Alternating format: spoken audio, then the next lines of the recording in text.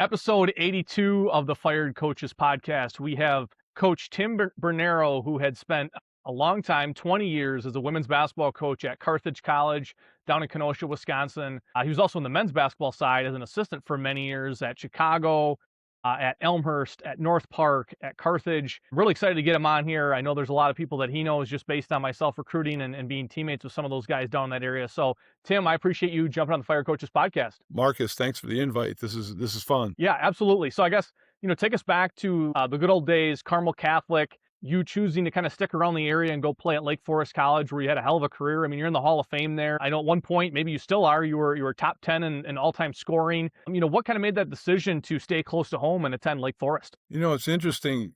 As you get further along in your career, I don't think kids realize how much coaches impact them until sometimes further down the road. I had a wonderful coach at Carmel Catholic, Frank Belmont, who, as a 15, 16-year-old kid, I thought, well, why is this guy yelling at me all the time kind of thing? And, I was obviously a better player because of it. And as you go into your coaching career, I start thinking like, oh yeah, that's stuff he taught me. And I'm trying to teach to the next player, whether it's a male player, female player, whatever, college, high school, it doesn't matter. Some stuff that just sticks with you. So I had a really good experience at Carmel, learned a lot about the game. Sometimes I didn't know I was learning about it, but How that's what kids do. How long was he at Carmel Catholic? At least 10, 15 years. Now that was at the time it was, St. Joe's of Westchester had Daryl Thomas, who played on Bobby Knight's Indiana team in '87 that won a national championship. And we were a pretty good team in Lake County, Illinois, but the East Suburban Catholic League we played in had so many good teams that, we didn't necessarily have, if we were 500 in the conference, that was pretty good because there were teams that were sort of like the Catholic League down there is now on both the boys and girls side. If the better teams in those leagues are state championship caliber teams, so you can be pretty good and still not be where they're at sometimes. What was your favorite gym, not including Carmel Catholic, to play in when you were in high school? Man, there's some Joliet Catholic had some character. It was one of those really old places with a track around it. And, oh, really? Okay. And the crowd's kind of hanging over you. And St. Patrick in Chicago, they were one of those kind of like Vanderbilt in college. Their bench was on the baseline, which was kind of unique. I remember going crashing out of bounds one time and running into their coach. I'm like, wait, what's he doing here? Oh yeah, okay. They configured their place a little differently. So yeah, I always enjoyed going into other places because you kind of go in as a group and you're trying to prove them wrong or kind of shut them up a little bit by how you play. And the challenge of going into tough places is what makes it kind of fun to play. So it was a great experience playing against some really good, that was pre-shot clock, pre 3-point shot really. So, a lot of high school games, I remember we played a game against Joliet Catholic at home and we were up at halftime 14-13 because the coaches were stubborn. It was like, okay, You're in the zone, we're going to hold it, come out, we ended up winning at the buzzer. It was 28-27. And I remember running off the court looking at the scoreboard, like, what was that? Like, what just happened? Like, okay, we won, but that was bizarre. That was a weird pace of game. For sure. Yeah, I miss recruiting down in Illinois because it's just being in all those different types of gyms. Whether they were historic or on the second floor or had the balconies around them. There's just so many gyms down there that are super cool. So obviously we talk a little bit about you having a great career at Lake Forest. What kind of got you to the point where it was like, okay, obviously after finishing off a very strong playing career, you want to go and continue to coach and you got kind of that start, I believe it was back in '88 at the University of Chicago. Yeah. I mean, Lake Forest I guess I was kind of a homebody. It was about 30 minutes from Buffalo Grove where I grew up and really didn't have a real good handle on the recruiting process at the time. My parents didn't have they didn't know much about it either. So it was I was kind of going around and you get letters from different places and I ended up going to Lake Forest. Charlie Miller was a wonderful guy. I mean, if Frank Belmont was a kind of Bobby Knightish kind of tactician, really good coach, really good teacher, Charlie kind of let us go. He kind of let us play and we played fast and played. So I had to adjust to that a little bit and played in a system with some pretty good players. And we had some good teams in the beginning. It seemed like the attrition got us with graduation because by the time I was a senior, we weren't very good. And we were I was trying to do as much as I could, but I wasn't a ball handler or creator. I was more of a post player. So I had to rely on getting the ball to me in certain ways. And so But yeah, it was interesting, and you look back and I laugh about it sometimes. You know, everybody gets letters and now emails and texts from coaches in different places. And I remember DePaul recruited me down there to, you know, and I looked, you know, at that time you look at the map and I'm like, I don't want to, that's in the middle of nowhere kind of. I mean, even though Right? it's not too far from Indianapolis, you know, and like, that's kind of out there. So the one I don't know, I don't have any regrets, but the one I remember looking at is I got a letter from, I guess I'm going to age myself right here, but a letter from Pomona Pitzer Mm. in California. And I really wasn't too crazy about going all the way to California. And then I looked at the letter I had, it was cleaning out a drawer years ago. And I looked at the letter signed by head coach Greg Popovich. No lie. I'm like, yeah, man, I could have been in the second row for this first for a while or something, sitting Right? behind those guys, you know, through that connection. So that would have been interesting. But you know, the path I took, I really enjoyed. Made some great friends, had some really good experiences at Lake Forest. You know, at that time, University of Chicago was in the Midwest Conference. It was a 12-team Okay. league. The Co and Cornell and Grinnell and the teams out in the west in Iowa there, along with Monmouth and Knox and some of the other teams in the South. There was a South Division, and then the North Division was St. Norbert's and Lawrence and Beloit and Lake Forest and the University of Chicago. And so we played against them a lot. I had some great friends, it turns out, as he got further into coaching, that were assistant coaches at Chicago. Kevin McCarthy, Jim Hargesheimer, they were assistant coaches at Chicago when I was playing. Later on, they became guys that I knew in the coaching world in this area. So, and they're like, yeah, we remember game planning against you guys and stuff. So anyhow, turns out I graduate from Lake Forest, business degree, you know, doing the regular looking around, you know, applying for jobs. And Charlie Miller, my coach at Lake Forest, goes, do you ever think about coaching? And I'm like, you know, I really love the game. I like it. At first I didn't see myself as a teacher. Like I didn't want to be in a classroom at a high school or something like that. And I'm like, okay, you know, let's try that. So John Angelus, the coach at University of Chicago, had reached out to Charlie, you know, anybody that's looking, and all right, so I'll try that. So end up going down to Hyde Park in the University of Chicago for 4 years, playing for a guy that was one of the most unique characters in coaching. I mean, he was from like a inner city Albanian from Philadelphia who worked at Northwestern as a grad assistant for Ara Parsegian in football and Oh, played wow. minor league baseball and ended up being an assistant. You know, at that time, coaches coached everything, right? So Yep. Yep. he was a baseball coach at University of Chicago, assistant basketball. The head coach retires. He takes over the basketball program. In basketball, to him was like an academic subject. He wanted to gather knowledge as much as possible. So I learned a lot from him about how to watch film, how to, how to teach the kids, you know, offense. You know, at that time, he was under the assumption a little bit that our kids were under so much academic stress that they might not have been able to handle what the other kids could do daily, on the court. I think he probably didn't give them as much credit as they probably deserve, because if you look now at how they're doing at University of Chicago, they've kind of ramped it up and they're pretty good in most of their sports, basketball included, on both sides. So, but he gave me, it was the second week I was working for him, maybe gave me the best advice you could get as somebody starting out in coaching. And he kind of colorfully said it, and I'll clean it up for this, but he goes, as soon as you think you know everything, you're screwed. And Which that goes applies back to his background, right? Football, baseball. I'm learning Mhm. basketball, right? Just constantly looking for information. It applies to everything, in different walks of life, because, you know, the 22-year-old who's never coached before is going to walk in there with his chest out and tell everybody what they should be doing. Well, if I was the head coach, I'd be doing, no, you don't know anything yet. You think you do, Hmm. but you've never been in those situations. So the ability to listen to people, and, you don't have to do everything everybody says.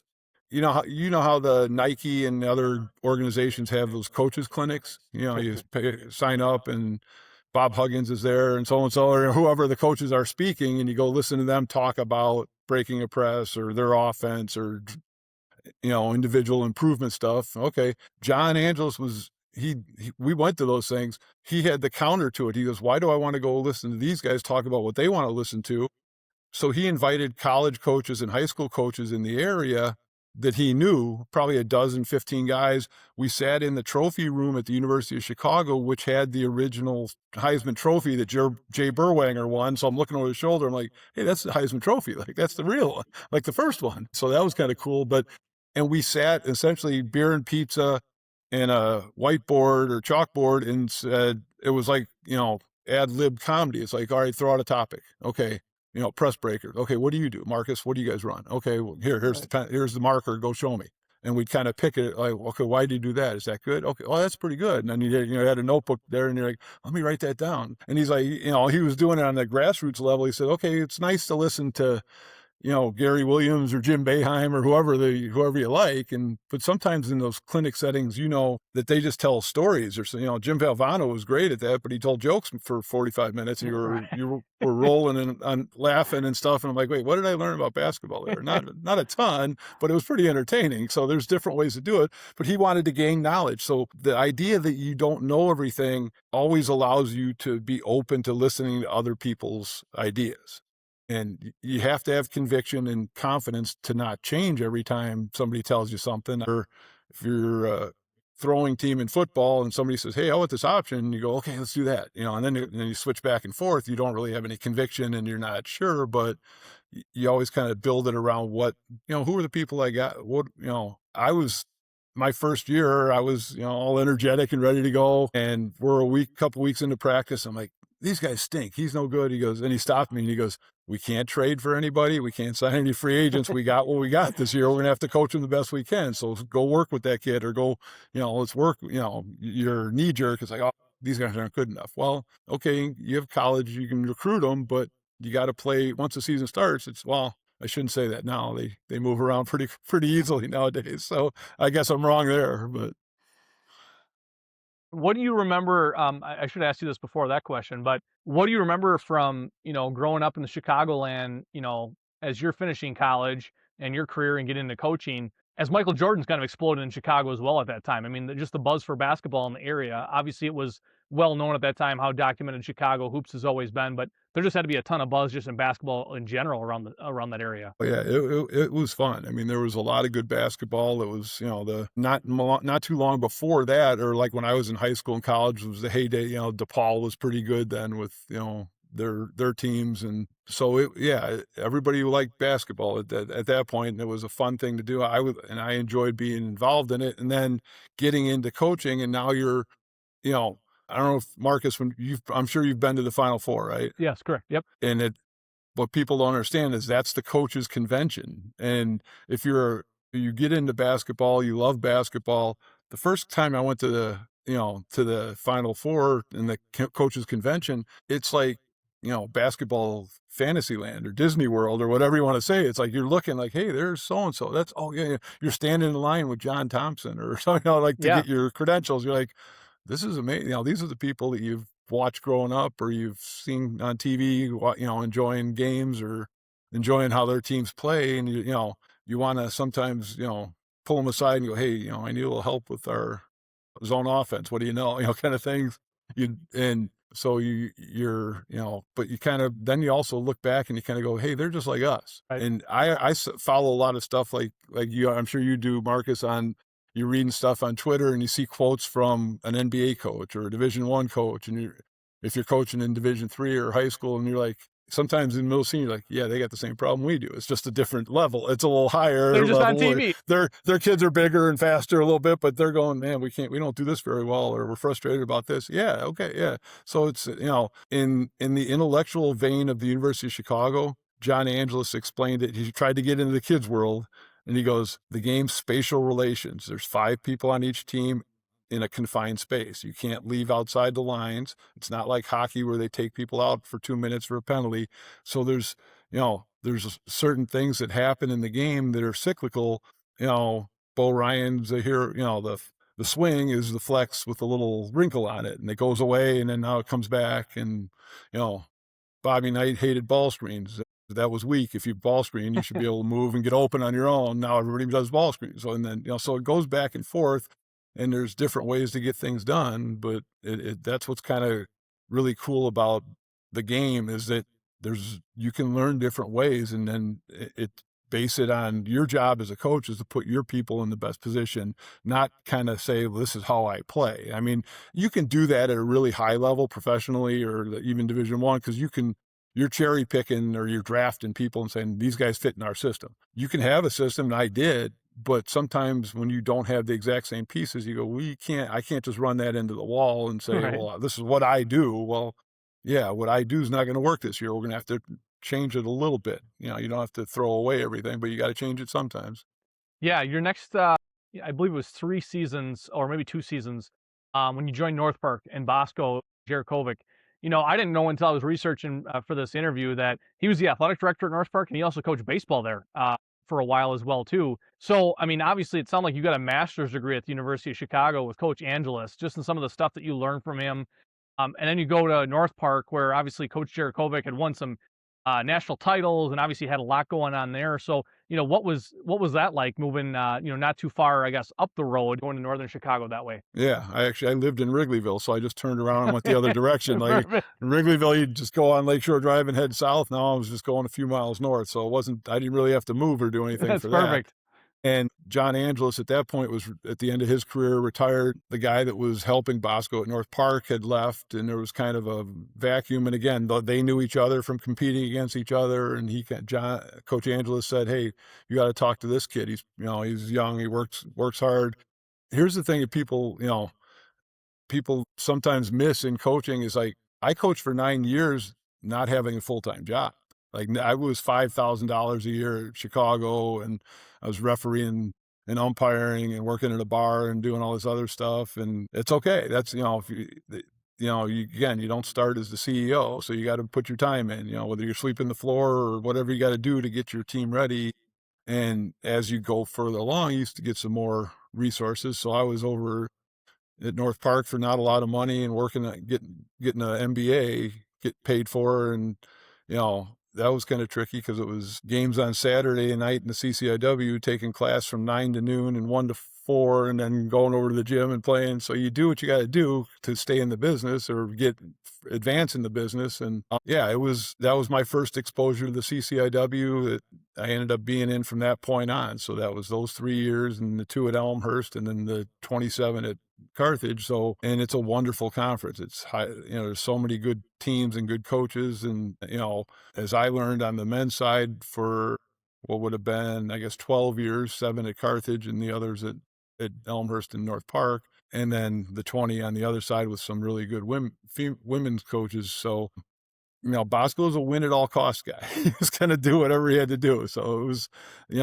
we might have been ahead of the transfer market then, because there was a perception kind of as like, there used to be some really good players that would go away from the Chicago area, especially the Chicago public schools, that would go out, or the Chicago Catholic League. They'd go out and play Division I or Division II or somewhere away from Chicago. And when they decided that wasn't for them, or it wasn't going the way they wanted to, they'd come back.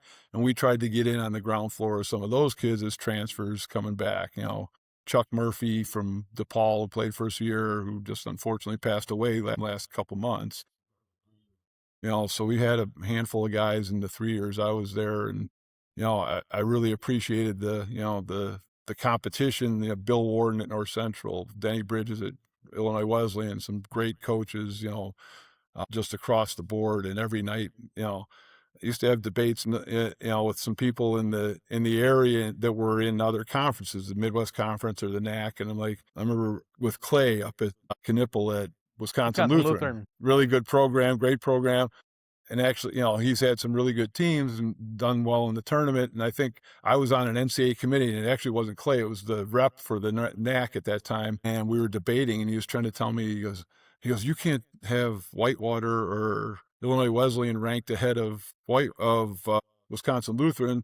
They're undefeated. I'm like, yeah, but if they played that schedule, they probably wouldn't be. Not to say they couldn't win a game in any given night, but sometimes it's the grind of having to play Wednesday, Saturday, or Tuesday, Saturday, or whatever it is, and you don't get an off night against. It's not the fault of the teams at the top. It's when you play those bottom, you look at it and go, man, I'd like to play so-and-so, because that's almost, you get everybody in the game and you can rest your starters and you load up for Saturday's game or whatever. So Yeah, is there any special memories that you have? I mean, between, like you mentioned, being at North Park, being at Elmhurst for a year, and then Carthage on the men's basketball side before jumping the women's. I mean, we were talking before you got on air, NCAA tournaments. I mean, top of the, near the top of the polls. Just again, I mean, for people that maybe don't understand who will listen to this, I mean, the CCAW is arguably the top, to this day, the top men's basketball league in the country, or if not one of the top three for sure. And like you mentioned, night in, night out, it's like, well, yeah, I mean, there might be a team that's undefeated in a different league, but it's like, if you're 500 in this league, it actually might be the same as going undefeated in the other league. So, just kind of talk on that, like you mentioned, those Wednesday and Saturdays, and just preparing and mindsets of like, well, if you lose two in a row, like, losing three in a row could get you really sliding real quick. So, I mean, how you kind of reset the memory of people and get everybody on the bus the right way there. Yeah, I mean, I forget, I've lost track of the number. It's in the 50s somewhere that the CCIW on the men's side hasn't had an undefeated conference champion in 55 years or 53 years or something like that. And in that pile have been a handful of national champions. So that sort of tells you that right there. It's like, Right. it's hard to get through there.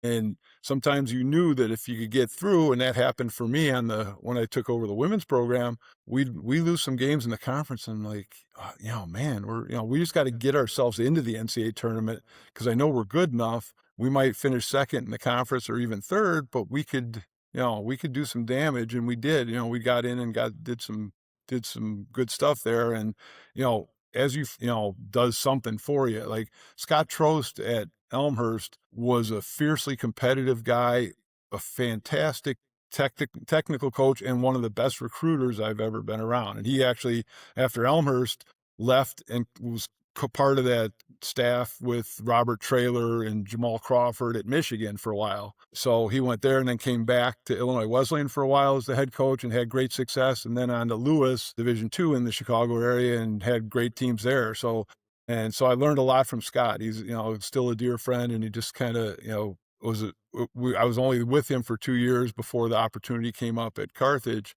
and, you know, really left him at Elmhurst. And it turns out he ended up going to Michigan, but I left because the Carthage job was going to be the first full-time job I'd ever get. They were going to give me, it wasn't a ton. It was 20 something in insurance or whatever. That's like but $1 it was million wow. when you're in coaching, right? Like, Yeah, yeah. my mom didn't understand it, but I'm like, yeah, okay, I got a job now. It's just, how we got married, and my mom's like, how are you two getting married? Neither of you have a job yet. I'm like, a full-time job. I'm like, yeah, we're doing stuff, we'll figure it out, So you kind of take that leap of faith and go. But yeah, so Scott, working with Scott, and actually when I was with Scott, Russell Cross, who was the player of the year in the Big Ten, played at Purdue for Gene Cady, was another guy who was a part-time assistant. And people understand that in Division III, there might be a full-time assistant at some places, some may not have it, but there's always a couple people locally that want to be part of the program that are willing to go. He lived 15 minutes away probably. He'd come over and work with us, and I'm sitting there going,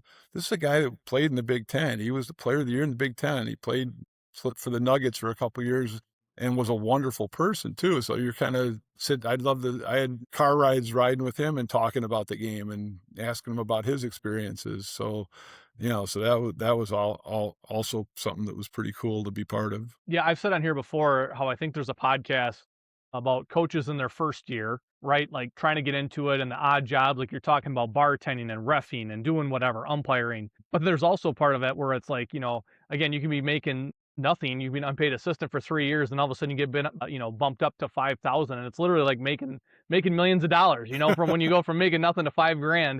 But again, people who haven't coached before, they just don't understand what that means. So, you talked about obviously coming back to Carthage, and you helped Bosco out on the men's basketball staff for a while there before you take over the women's program. I believe you got the interim job in September of 03. And at the end of that season, you got the full-time job. So, what all went into, obviously, if that interim job was there in September, it was kind of a late hire for you getting in as the interim. What was the opportunity for you to move there? Obviously being a head coach, but was there any trepidation of like, well, I've been coaching men, like now I'm going to go coach female? Not that it matters, because I've shared on a couple episodes here too. I coach women's tennis for 4 years, and I just feel like females listen better. They understand where their feet are more than the men's side. So it was actually a breath of fresh air for me. But what did you think kind of going to that experience? Yeah, I mean, after 7 years on the guys' side at Carthage, we had, with a team that went to a Final 8 and a Final 4, and You know, I helped recruit some of those kids they had that were, you know, better. Jason Wertel, Antoine McDaniel, Rob Garnes, that were all Americans, great players, and we had a ton of good players at that time. So that was fun. There's some great memories with the groups there, and it's funny how life kind of turns you different ways. And going back to hey, be open to anything or listen to anything, that I learned it from John Angelus at Chicago. I'm in my office. It's September. We're getting ready for, to put another team out there, for the guys team. And we were fortunate because I had Dr. Robert Bond. Bob Bond was our athletic director. NACDA Hall of Famer, great guy, had a great way to, kind of interact with every coach in the room without having it be, let's sit down and have a meeting and an agenda. He was a great people person that way, and made the students know they cared, know he cared, and that they mattered by being everywhere. He walks in my office and he goes, "Hey, can you do me a favor?" And I'm like, "Yeah, sure." The women's basketball coach just quit. He goes, would you coach the women for a year? You can have your old job back. I'll keep it open. We'll figure something out, but I need, it was like literally 2 weeks before practice started. And I just need a favor. Yeah. He's like, yeah. I'm like, and he supported us so well. And I'm like, can I think about it for like a day, maybe? He goes, yeah. He goes, not too long. We don't have that much time. I'm like, every head coach wants to be an assistant coach. My wife was a Hall of Fame player at North Park, was the all-time leading scorer in the CCIW on the women's side until a year or two ago, when Elise Knutson from Milliken passed her up. But so I had some familiarity with the women's game. Wasn't foreign to you, yeah. Yeah. So I was like, okay, and I thought about it for a second, and I'm like, every assistant coach would like to be a head coach at some point. And I thought about it, said, okay, yeah, let's try this. Let's try it. I can always go back. What do you got to lose, right? Yeah. Yeah, right. And it's funny how things work, because there was no time to prepare. There was, I'm on the fly. What are we going to run offensively? Who do we got? Well, let me, and I had seen, because we shared the gym and practices and played doubleheader games sometimes. So I knew some of the kids on the women's team, and I'm going, okay, we got a pretty quick point guard, and we got, we'll figure something out here. And I don't know, like that year was as satisfying as a year from my end as a coach, is from the standpoint of maximizing what we had. Like we had a 5'7" soccer player at the power forward, but she was physical. And I said, do this and do that. And she fought and did everything she could. We finished 13-12 the first year. And I was like, okay, we didn't have a ton of players in place right then. But it was really satisfying. And Marcus, like you referred to before, and this isn't my line, but somebody had said that, in that high school, college age, he's, the girls are mean and the boys are dumb. And it's like, so my first foray into, making sure the chemistry and everybody, somebody's mad at somebody, or like I think we did a pretty good job of figuring that stuff out. The guys don't think that hard. They just want to play. They're kind of simple that way. They're not over analyzing. Well, she said something mean about me, or somebody did something to somebody. They're not thinking. I used to say, I hate to admit that because I'm one of them, but, or was when I was playing, we just want to play ball, I'm not worried about it. So that was one of the differences. You're 100% right. I think when you explain stuff, they really absorbed it. When you I think when you gave them a little bit of a why, like, this is why I'm doing it. I think I had some knowledge I gained in the men's game. The one thing I remember is the first year I was coaching the women, it felt my brain was like, was going different speeds. Like I could see, like, if we make this pass and one more, she's wide open, but it doesn't happen as fast in the women's game as it does in the men's. It's gotten better over the years, but they're still different. And I'm like, for me, I was like, come on here. It's right there. Get it there. And like, but once we got kind of figured that out, and I understood what we were doing, it was a fun 20 years. I mean, I really enjoyed it. Do you think in some ways, and again, obviously, I could see you where it's like you had to get going, right? Who do we have? We got 2 weeks to practice at the most. Do you think in some ways, because I talk about this, just in experiences I've had in coaching, where I've had 2 experiences where the bus showed up really late to a game that we were supposed to play at different institutions, and those were our best games in those seasons respectively, because it's almost like you didn't have time to think, to warm up, to take your time. You just had to get on the floor and play. Do you think in some ways that helped you too, where it was like, we just gotta go, go, go, and there's not a lot of, I mean, obviously there was thinking and process and organization, but in some ways you were handed the keys and it's like, "Hey, we gotta start playing right away." Do you think that helped you? Yeah, I think, because sometimes you're better off making it simple. Like, sometimes I think coaches overcomplicate stuff and, like, let's play man to man. Let's try to, teach them to be in the right spots and, be able to be physical where you need to be physical and that. And offensively, we had one good post player. Let's try to get her the ball. We had a point guard that was really quick. Let's see if we can create some space for her. We had a couple kids that could shoot a little bit. We'll put them out in the corners and see if we can, or run them off a few screens, see if we can steal a couple threes. So there wasn't a ton of time to kind of overthink it. So yeah, it did.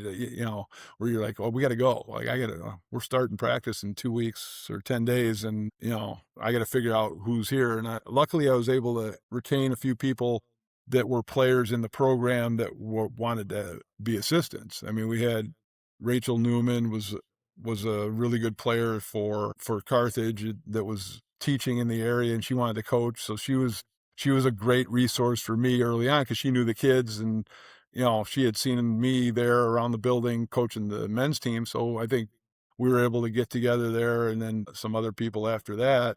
Holly Glass was in the area. She's another school teacher that came over and did that, and so they helped me acclimate the first year.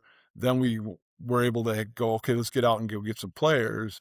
We got some better players, and it kind of jumped up pretty quickly to the 17 wins, 16, 15 wins, and then the next bump further on, and then we started getting going. But Talk about your unique background too, because I think like, you getting the Carthage job, and I know Carthage, for people who might be listening, has recruited for all sports heavily in Southern Wisconsin and then the Chicagoland area because you're right there. With you obviously having all that Chicagoland experience growing up there, I mean, to me, it feels like you had such a natural, probably connection to, even on the boys side, right? You knew boys high school basketball coaches who I'm sure had daughters that were coming up to play that were really good, and just your network. I mean, can you talk to that, like how that recruiting kind of went for you? yeah, because of where we're located, I sometimes think that, being this far in the southeast corner of Wisconsin, being south of Milwaukee, the rest of the state kind of doesn't think much about you. They're kind of like, oh, they're down there by Right. Chicago. They're not one of us. They're not, that's kind of too close to Illinois to, we'll kind of just That's Bears discard them. country, right? Yeah, yeah, right on the border. Yeah,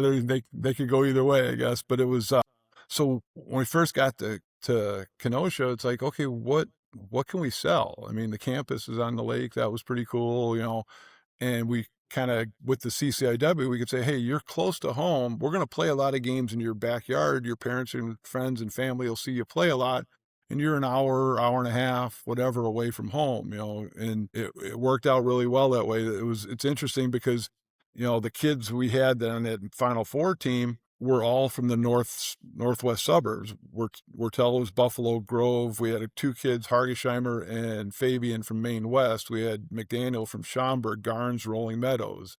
They were all, they all knew each other kind of too. So Yeah. I think once we got, it was one of those, not, I don't want to say like Fab Five things. It was once we got the ball rolling and got the first couple of them, the other kids were like, hey, they're actually pretty good up there. It's kind of a cool place. And yeah, let's go. So it kind of, there was a stretch in those 7 years I was on the men's side that we had a little momentum like that, getting kids from that area.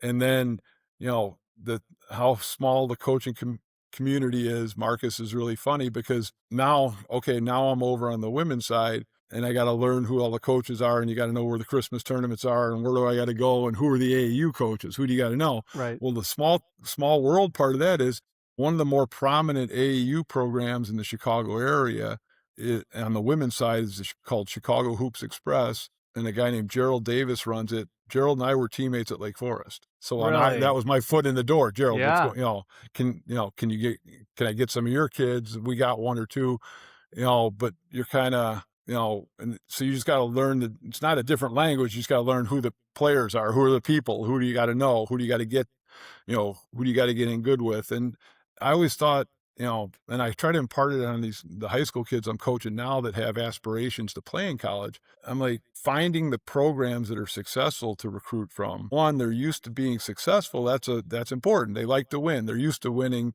Two, they're being held to standards and being held accountable to do those things. Everybody says they want to win, but you actually got to do something to do it. You got to do hard stuff to do that. And you could get a talented kid from a lesser program, but in my mind, I'd always tell myself, I'm going to have to work a little harder to get them caught up.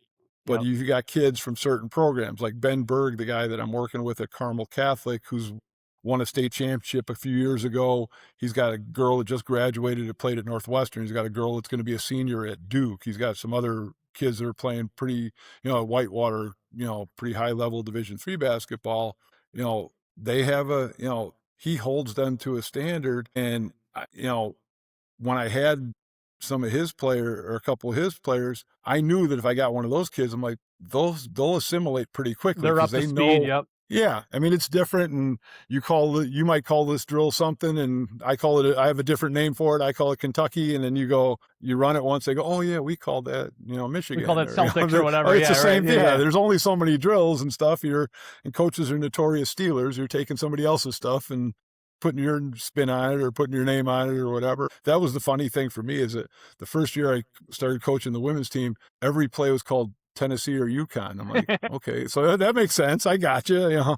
Just like you might call Kentucky or Illinois or Wisconsin or stuff like that on the guy's side. You're going, okay, yeah, it worked for them, but their players are pretty good too. So those first 5 years, I mean, you're over 500, but really, I think it was like that, or maybe it was the fourth or the fifth season, that 7-08 year. You start really having some true success where you're getting to 18 wins. I think it was like 7 straight years where you won 17 games or more. I mean, you were just on a really great clip there. What do you feel like really got that? I mean, obviously players helps and things like that, but was it just a comfort level where you had been in it a few years, you started kind of feeling things out and kind of figuring out the women's side, and you're just, kind of launching off at that point? Yeah, and figuring out who you had to beat. Who do I got to beat to win this thing? At that time, Milliken with Lori Kearns, Beth Baker at Wheaton were really good. Illinois Wesleyan kind of grew into that and to where they're at now, and they've been good for a couple decades now with Maya Smith, and kind of learning the styles of how other teams play. How what do we need to be able to compete with them? And I was pretty confident that I could get us to that point. But like you said, you have to have players. So Right. Katie Yeager from Trinity High School was 1,000-point scorer, and Lisa Gartelos and Erica Buckholtz were teammates at Lyle High School that came in. Carly Janowiak was our point guard. Katie Klemke, a point guard from Glenbrook South. Those kids all were part of the process to kind of we getting better players. Okay, we're good. We're pretty good, and we got to that, like you said, that plateau where we're 17, 18, we're right on the edge. You're kicking yourself every year going, if we'd have won those two, we'd have been in the tournament, or, we finished second in the conference or third. We just got to figure out a way to get a little bit better and a little more athletic or whatever in some places. And that came with the next group. And that was the push that got us when that 5-year stretch where we were as good as anybody in the country with, we had the 4 NCAA tournaments, and we never went out in the first game, and we always won at least one. And we got we won. We got to the Elite Eight once and the Sweet 16, and there was some other kids that that first group's like you hear all the time. That first group kind of set the table. Like they were kind of they got to the 17 and 18, and we got away from 500, and now you're going, okay, now we need something a little bit more. And probably that little bit more was when we got Diana Jacklin, her brother played at Carthage on the men's side, Billy, and Diana was she played 2 years at Florida Gulf Coast Division I, and was a 6-foot super athletic kid that was they tried to make a perimeter player. She was a little more of a hybrid for us and played inside and out, and she was as easy to coach of a great player as I've ever had. And I had a couple more after that were the same, where the Tim Duncan-ish kind of thing where you're like, if your best player is that kid, you're in good shape, because the other kids will follow along. And Right. we had a great group of kids that worked hard. Danny Ripke and Heather Gilmore, Rosie Dorn, Stephanie Kuzmanik, who was a 2-time player of the year in the conference and All-American as a point guard. And we kind of constructed this thing to where we were stingy defensively, man to man, people that liked the Grinnell style and all that kind of stuff.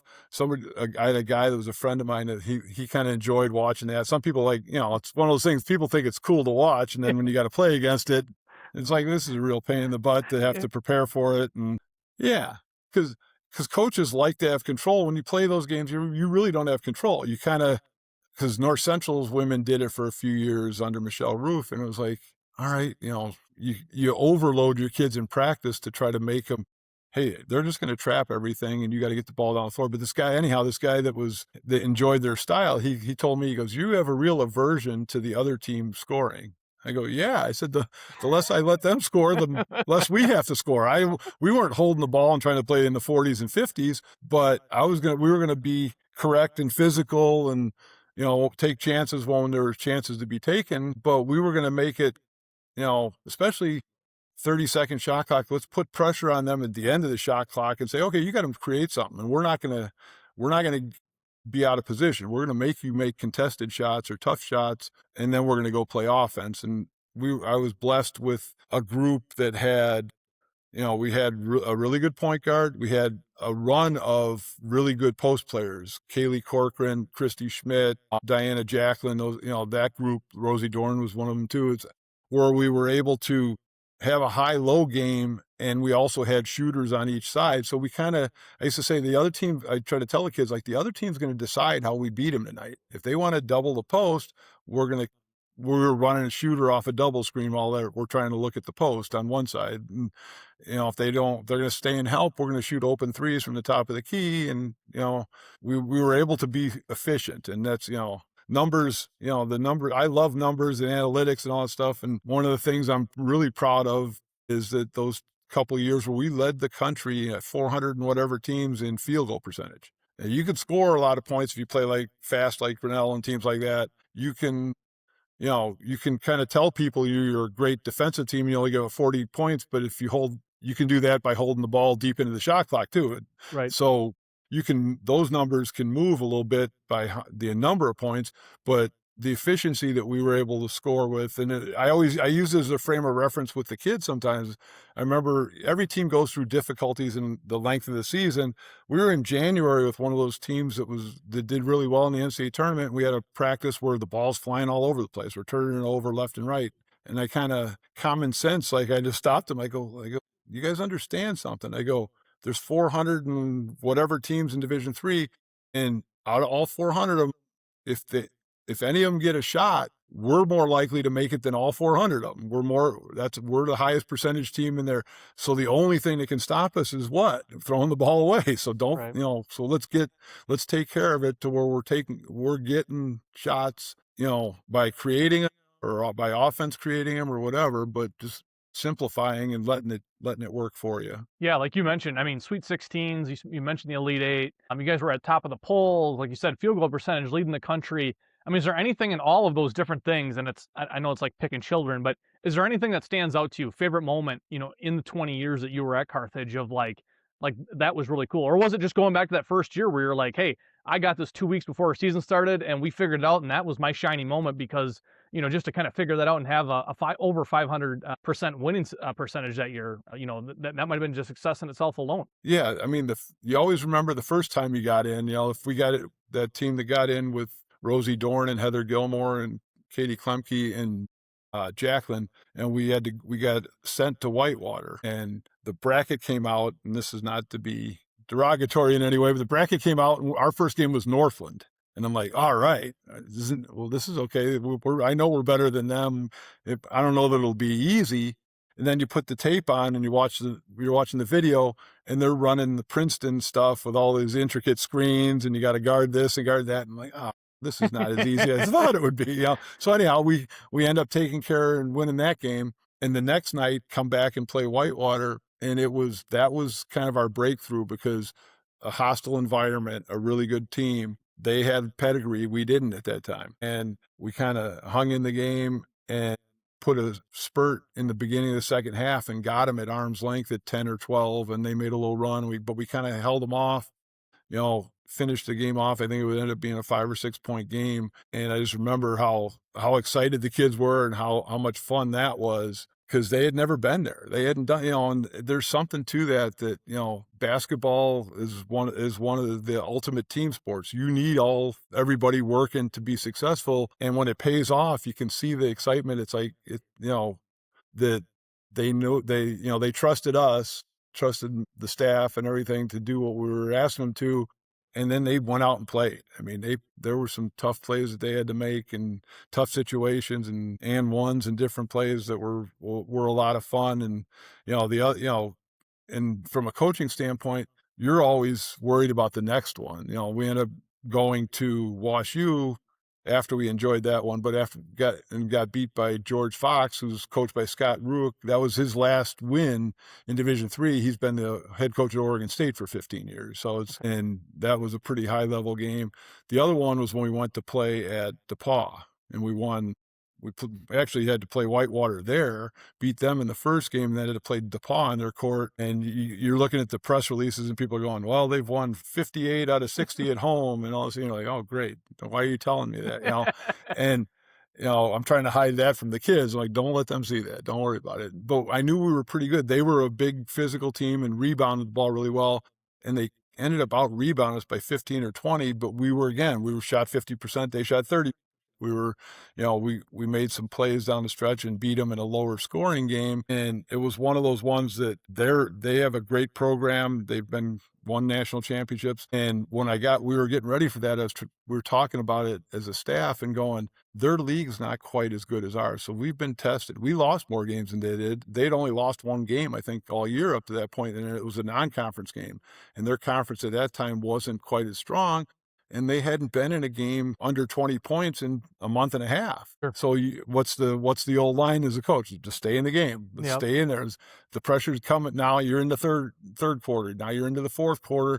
Now you can see them squeezing it a little bit, going, oh, hey, what's going on? How come they didn't just roll over? They're supposed to, don't they know we're supposed to win by 20? Like, no, we're here. We're pretty good too. We're not going to go away. So that was something the kids really enjoyed too. And the other thing I gotta say that I was really fortunate and blessed is the people that you had helping you along the way. From, I mentioned Rachel Newman and, Katie Otto, who played or Katie Yeager. Otto's her married name, but she played 4 years, scored 1,000 points, then jumped in as a part-time assistant coach. So she still teaches in the area here. Then we hired a full-time assistant, and Casey Thousand, who's now the head coach at Northern Michigan. Sure. A fantastic coach, wonderful person, but just as good a coach as she is a person, and super competitive. Every time her team comes to Parkside, I make sure to get over there and see her mom and give them a hug. And, Brittany Carper was my assistant. She's down, her wife is the head coach at Illinois State. She was my assistant. Those, Casey Kleiner, who played for me, was a full-time assistant. Danae Alamano, I had some, people that helped me. You can't do it all as the head coach. You think you can sometimes, but I needed the sounding board. And, whether you're sitting in the office before practice going, hey, what do you think? And I used to like to ask open-ended questions. Who looks good? What do you want? To get that, give me feedback. Different, not a bias or whatever, right? Like, yeah. No, I'll have to make the decision, and I'll live with me being right or wrong. And I remember being on the other side, and like I said, they got John Angelus at University of Chicago, who was a character. The first year I'm coaching with him, he leans over to me, and it was just the two of us. So I was his only assistant. He goes, what do you think we should do? And I go, well, maybe we should switch to his own. And he leaned into me, and he bumped me, and he goes, what, are you crazy? That's not going to work. I didn't talk for a month. I was like, okay, you asked me something. I gave you a suggestion, and I'd beaten up for it. I'm like, all right, I'm just going to sit here with my hands folded and kind of. A month later, he looked at you and said, why aren't you talking at all? Yeah, exactly. I was like, okay. So, again, you see good stuff, you see bad stuff. That one is, I was always asking those assistants, I'm like, what do you guys see? Tell me something. Cause, and they were so fantastic at handling, helping me handle the chemistry stuff with the team.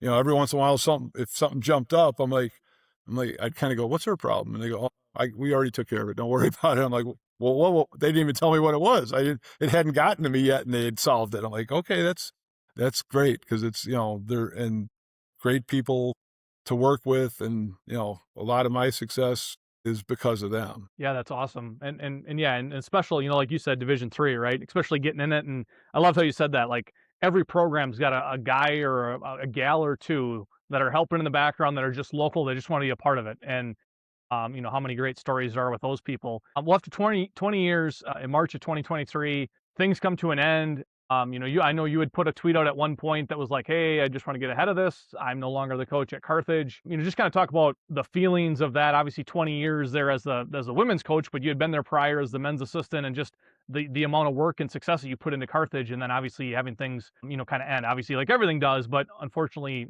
for you, it ended after year 20. Yeah, I mean, that was something that was a little bit unexpected. It was, we had gone through a lot of changes at the school. I mean, having Greg Campbell, our president for 25 years, who essentially saved the school. They might have been out of business Really, 30 years ago. They were low, low in as far as how many students, enrollment, and he found ways to add to that and support the school and get it moving and to where we had it for a long time. And Bob, like I mentioned, Dr. Bond, the athletic director, who was wonderful, and they made it a great place to work. And it matters. Leadership matters. You can't do it by yourself. And those people gave us a chance to be successful. And then they retired. And the last 6 years I was there, we had 4 athletic directors. So something above that level wasn't working out, because why were people leaving so quickly? right? We were going in interviews, and people, for ADs coming in to interview them, and the coaches would meet with them, and we're like, how do we know you're going to stay? Like, you were here for a year, and the last guy was here for a year and a half or 2 years or whatever. You're like, we want somebody to lead us, tell us what we're going to do.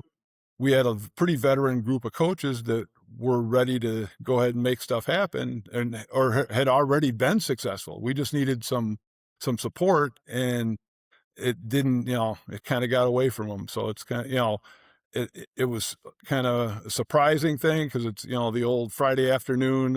It was the Friday afternoon before spring break. So I didn't even get to talk to the kids or the players. I'm like, so when one of the other things that I learned early on in my coaching career was, I was told, like, you have to be loyal in this business to your coaches, to your players, and stuff like that. And that kind of got away. I mean, I didn't feel like anyone was loyal to us. I didn't think anyone was looking out for us. And it started to get where there was less connection to the athletes, which is even worse. Where, Bob Bond was, his standard was, he attended every home event: tennis, Really, basketball, everything. soccer, every one of them. And what that did is, in the long game, it made those kids go, hey, we're important. Yep. He's here for every game. It's not just the football game and the basketball game. Right. He's Especially like you here said, for tennis, everything. those individual ones, right? Like that goes a lot further than the teams, even though the teams matter too. And some people miss out on that. By doing that, what does that do? In 10 years from now, that might be the guy that donates a bunch of money. You're not doing it for that reason, but you treat everybody well. And Yep. I think they've kind of lost the sight of how treating people well and being able to take care of people that were, loyal to them. And I guess maybe that's the way it's going now, but the leadership matters. And when there's that much change over, something wasn't right. And it hurt at first, but then after it was done, I'm like, do I really want to be in that setting? And I don't think I did. I don't think I miss it, because it wasn't as conducive to success for the students and for the coaches as it was for the 20 years prior to that. Well, and to me, telling your story, right, it wasn't what you got into it for, right? Like the way that you originally got into it and what you were doing it for, right? Like things have changed. And yeah, obviously I've been out of it for, 5 years now. And that's the one thing where I think you see more and more of it, right? Obviously there's the player movement, but I feel like what's not talked about even more is the president, chancellor, athletic director movement. I mean, there's a ton of it all the time, everywhere. And I feel like everybody wants to come in and either make their own hire or do this. And they forget that, because I saw it at places I worked at, where when you have so much changeover and they want to continually to bring in their own people, you lose a sense of what the past was. And even just an understanding, like you're talking about with athletic director Bond, and just, those relationships of like, what did that person that was here years ago that made this place great, what did they do really well? Just so I can use that and implement that. I feel like there's so many people that just want to do their own thing.